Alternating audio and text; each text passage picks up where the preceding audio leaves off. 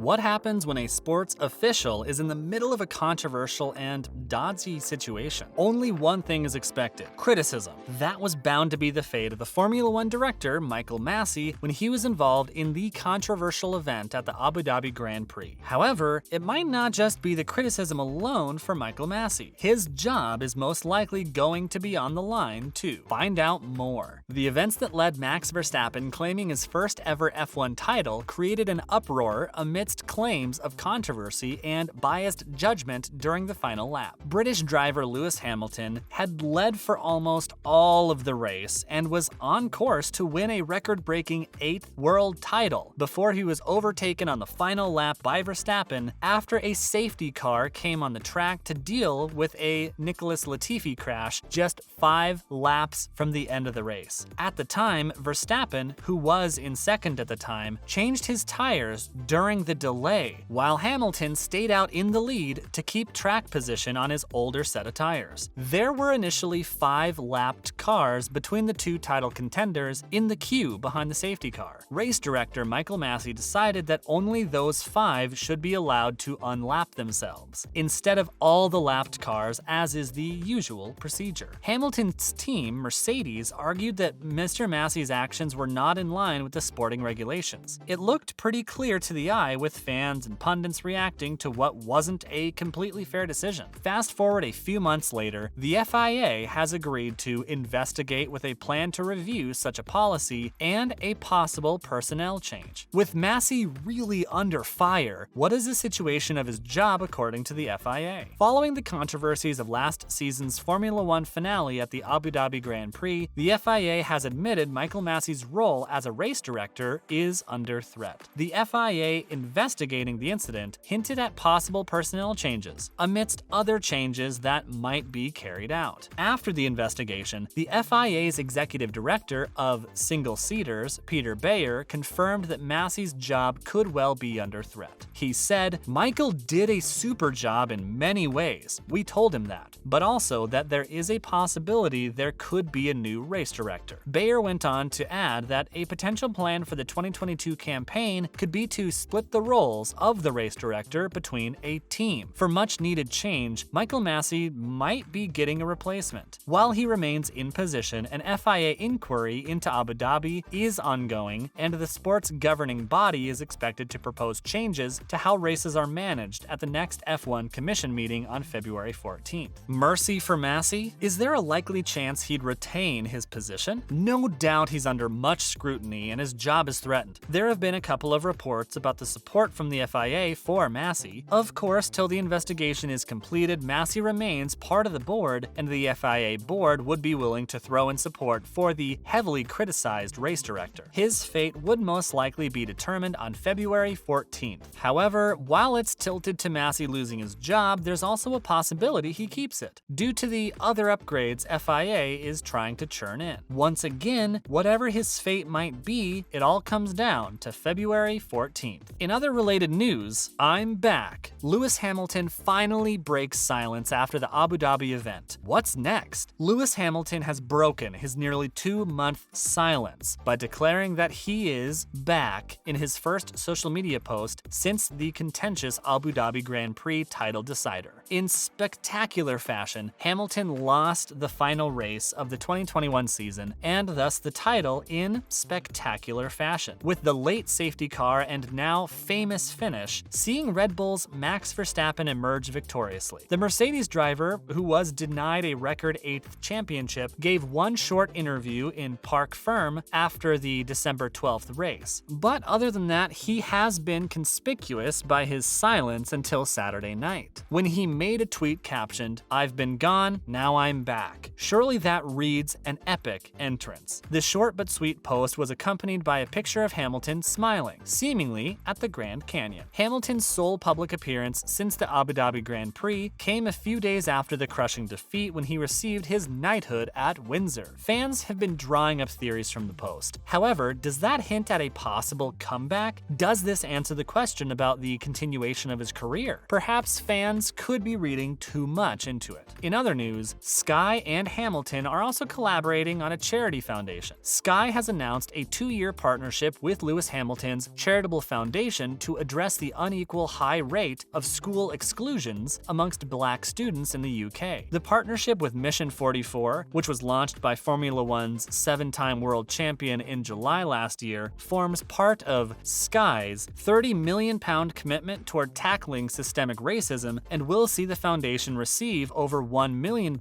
over the next 2 years. The partnership aims to build a more inclusive education system, empower more young people from underserved communities, and support progression into key sectors and professions. Speaking about the project, Lewis Hamilton stressed how understanding and addressing issues that lead to young people being excluded from school means a lot to him. Haas will begin the launch season on Friday, and Red Bull has confirmed the car's reveal date. Haas will be the first team to reveal its 2022 season livery on Friday. The team will present the car at a later date, while Red Bull promises a launch like no other. Haas, who finished bottom of the standings last year, will show off images of their color scheme for the 2022 campaign on Friday morning at 11 a.m., when they will become the first team to provide a glimpse of their challenger. Mike Schumacher and Nikita Mazepin have been retained as their drivers for 2022, a season for which Haas has much higher hopes after foregoing all development on last year's car in preparation for the major rules reset. Red Bull, meanwhile, will unveil the machine on which Max Verstappen will defend his crown on Wednesday, February 9th. Next season, Verstappen will once again be partner with Sergio Perez. Perez, who finished 4th in the standing in his first campaign with Red Bull in 2021, remains with Red Bull for yet another season. In 2022, design will be Red Bull's